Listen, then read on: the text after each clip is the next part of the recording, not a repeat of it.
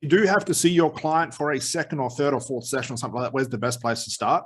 Well, there's no real golden rule here, but if I did have to see a client a second time, this is exactly what I do.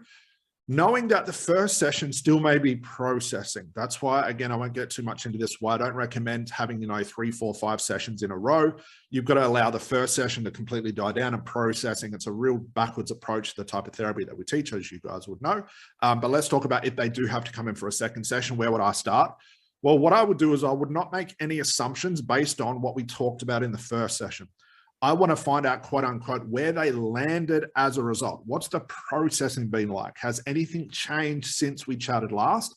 And that's the pretty much question I'm going to have. I'm not going to start from scratch and say, what's the problem? Because I've done that in the first session.